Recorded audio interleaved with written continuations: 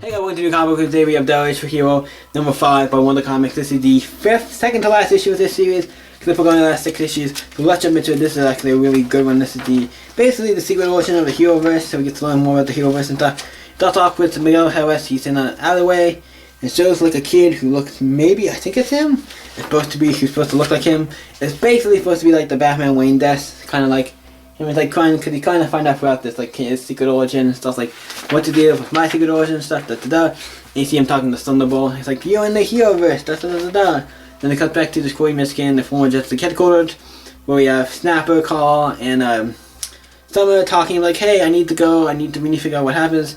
Mr. Summer definitely is not a good guy. I'm like, okay, what do we need to do? I need to go to Metropolis to find Superman. It's like, okay, that's fine Danny, but Metropolis is like 100 miles away. You gonna walk there? It's like, no, I'll take the Superman mobile. Like, Fred, you can't steal a second, you don't even know what to do with it. Like, yeah, I'm gonna take it, it's a ship, I'll fly there and save the day. I'm like, okay, first of all, you're not stealing it. I don't know why you didn't have Snapper Cargo with you, in my opinion, because he's technically a member of the GSA. I think he tries to do some stuff to get Superman's calls, like tries to activate income, to see what's going on. He cut him, Miguel Harris and Thunderbolt are going through stuff, and you see like Wonder Woman's look like origin, Green Lantern's origin, Supergirl's origin, Flash's origin, Shazam's all the origins, and Batman, some of Batman and Robin's origins, and Black Canary, Hawks, like all the people. And I love this page where it shows them like hanging from panels and breaking through the panels, and all that is breaking the fourth one away. I'm like, oh, this is great shit. I love that kind of stuff where it feels like they're breaking the boundaries of the comic. It's great. And then whatchamacallit. Then the whatchamacallit who comes in, what's his name? Here he is. The operator comes in, and Miguel and him finally get to meet. They get the phone into a thing, and obviously Mr. Thunderbolt gets his body back. He goes off to wreak havoc on the earth. So definitely, so we get to see who the operator is, and him and Miguel talk, and you find out who the operator is. He was the original, the first. He was Robbie Reed, the first guy who found the H-Star from the original DC comic. I'm like, oh shit, you're the guy from the original. You're the first guy who found the H-Star back in the time, whatever. I'm like, okay, so you're actually the first. Okay, that's actually cool. The operator is actually the first guy who used the H-Star. That's a cool kind of reference to if you read the original H-Star. Like, oh, that's kind of cool. It's like the mystery of the sun, and then he talked about stuff and about he talked about like what happened to him and like how he got old and everything. Like, I used the H-Star, I got to be a adult, I go to different universes and stuff. By different universes, because you see him go to the New Frontier universe, which is actually really cool. And so him for all this team, find this Speed Force thing. Something happens, he like tries to touch it, go through it, and he gets really old. And all this stuff, so he's trying to, so now he's in the heroverse, trying to protect it or whatever. So now he's in the heroverse, there's a heroverse. And then there's also like a villainverse, or like a middle part for villains. It's not just for heroes, villains are there too. And they're trying to figure out what's going on. So you're telling him basically everything about the heroverse and all that kind of stuff. And then we cut to Gotham City, where we see Tomo driving the Superman mobile. And then we see, we've got Two-Face. It's like, what the fuck? I don't care if that's but wait, it's like, it's Superman, shoot him down. It's like, but wait, one of the goons is like, wait, can't Superman fly? Why does he need a plane? Like, I don't care, just shoot it down. I'm like, yeah, a big plane like that with Superman on it, probably should shoot it down. But he gets out of there, they start shooting at him, a blimp starts, they hit a blimp and the blimp starts to fly. I'm like, I think you'll get, somebody can catch you, right? Somebody can catch you in Gotham, right? I'm like, probably yes, somebody can save the day like Batman and stuff. You do have a bigger goal. But yeah, but also I love that Gotham City, if you look at Gotham City, get the way it looks at the top here, look at this.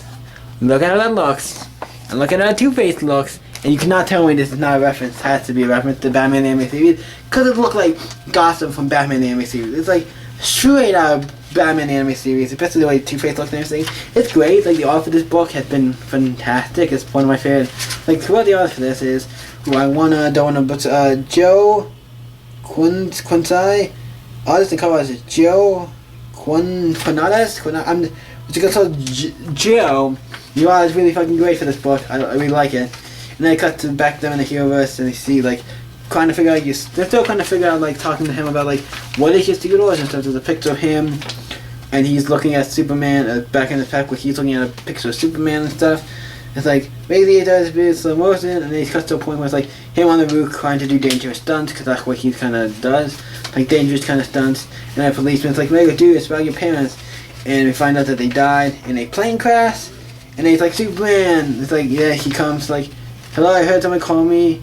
Hey, you're my girl," because he remembers him from when he hit his head when he was a kid, because he met him before. When he hit his head when he was a kid, something at the pool, and he saved him. And then he threw his bike, and he's like, "Wait, what the hell? Where were you? Where were you, my parents? Why didn't you save them? You put save them." He's like, "Oh my God, your parents! I'm so sorry." He's like, "I'm sorry, I wasn't there. I can't be." He's like, "Big saying I can't be anywhere. I'm so sorry."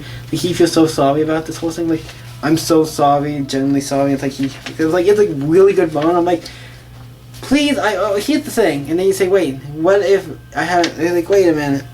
No, that wasn't my secret origin either." I'm like, okay, first of all, if you're telling me that wasn't a secret origin, I don't care if that's a secret origin, but can that be, did that actually happen? Him, was it parent dying, that thing with Superman on the bike? I know he said, like, no, that wasn't my secret origin either. I'm like, that might not be your secret origin. It's like he's like, "I haven't had my secret origin yet." And that's the thing, he finds out he has it. But the thing with Superman and him and his parents dying, like, this is a great scene, and I want that to be something that actually happened. I don't want it to be like, oh, this is the thing that maybe could have happened. So this is one of those things, like, that didn't actually happen. I hope that's not what I'm saying, because I'm like, this is just a cool scene, and I'm like, it's probably one of my favorite scenes in this entire issue. And like, yeah, it's just my favorite scene in the entire book, and I'm like, I want that as part of, like, I want that to at least knowledge somebody to say, like, that actually is a thing that happened. Not like, this is a thing that could have happened, or whatever the case may be. But then it cuts to them, and we see back to, like, wait, that's not my secret. Wait, maybe if I don't have a secret origin yet. You're gonna have it real soon, because the next issue is the last, so you're probably gonna have the next issue. Ben sends us on the boat using the phone, the HR, and he uses it, and he types in Metropolis. And then we see Samus, he lands in Metropolis and stuff, and her phone starts to glow red. And almost everybody who has a phone in Metropolis gets to turn red. And it looks like even Lois Lane gets her phone turned red. And then we see it, it's like if you then, it's Thunderbolt talking to all of them. All you have to do is dial H for hero, and they all dial it, and then they all get, like, Electros comes down, and obviously someone doesn't do it because he knows it's all just it's a crap. But a lot of people do it, so we're gonna have a next issue, Metropolis, City of Heroes, so a bunch of people are gonna become heroes and stuff. I'm like, okay, cool. But also, some people might become villains. I don't know how this is gonna work, but I'm really excited to see a bunch of weird, crazy heroes. This is gonna be a fucking blast. The next issue, it's gonna be a great finale. I enjoy this book. It's hella fun. Dollar Tree is a book that I'm like, I always like the idea of the concepts. This is actually my favorite book. That I'm like, holy shit, this book is great. Like, this is the best, I think, run of it that we've ever gotten of Dollar Tree. I'm like, this is just straight up a perfect book. It's weird, wacky, it's fun, it's a good book, the kids book. I'm like, yeah, it's actually one of the books that's rated teen, and yeah, it should be teen. Because it has just enough to make it a teen book, you know what I mean? And it's definitely a book a kid could read. Like most books, like, even though Batman might be said it's a teen book, this is a teen book. Batman is a teen plus book. Even though it doesn't say it, it technically is for some of the stuff that happens in it, or certain issues are like that. But this book is great. I love Dollar Tree issue 5. I'm giving this a 10, and I'll probably give the last issue a 10 too, because I've been enjoying the hell of this book. So Dollar Tree number 5, what did you think? Let me know in the comments down below. Let's talk about it, and also if you've read number 6, let's talk about that as well. By the time this video comes out, it'll probably be out, and I don't really care about spoilers, or I probably would have gotten it. I might be getting it today, so yeah. So what do you think of Dollar Tree number 5? Let me know in the comments down below. Let's talk about it. Yeah, as always, stay up. I can see you next video, guys.